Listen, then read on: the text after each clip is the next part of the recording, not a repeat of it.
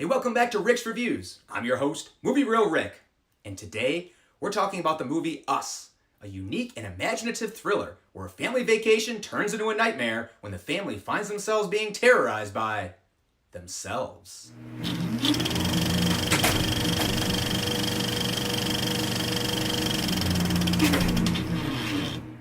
This movie is brought to us by Jordan Peele, who until recently was best known for his comedic work, most notably his own sketch comedy show, Key and Peele.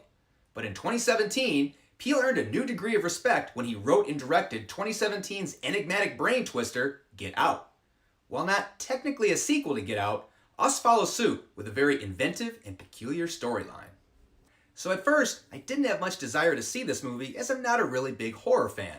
But after opening weekend, this movie got a lot of favorable reviews and even boasted a remarkable 95% rating on Rotten Tomatoes. So I thought, what the hell, I'm Movie Real Rick, I better see what all the buzz is about.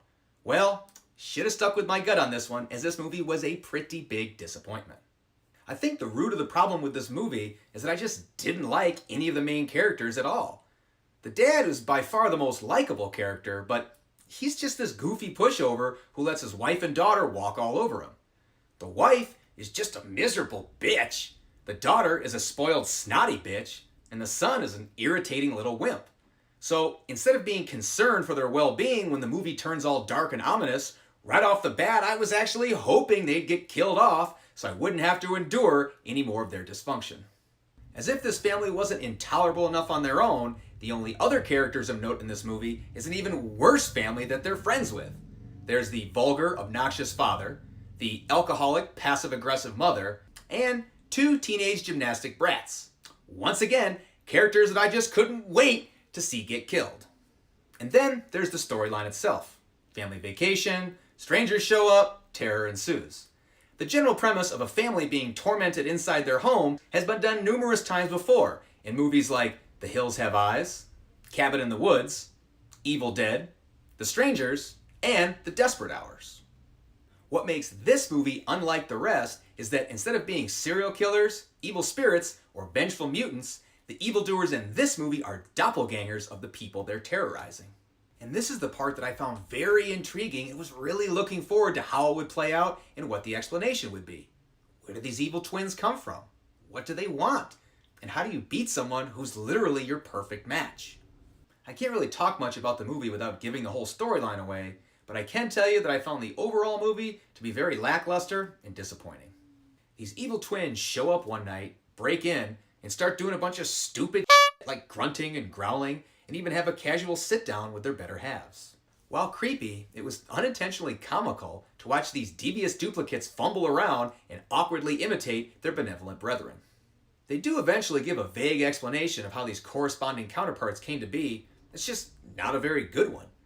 I think they were going for an overall deeper meaning, as the movie is chock full of metaphors and symbolism with recurring shots of rabbits and Bible verses.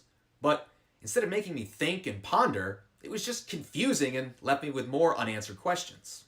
What this movie does have going for it is a respectable cast list and some pretty phenomenal acting.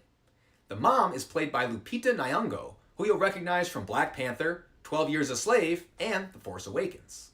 The father is played by Winston Duke, who was also in Black Panther, as well as Avengers: Infinity War. You'll also recognize Elizabeth Moss from Mad Men and The Handmaid's Tale.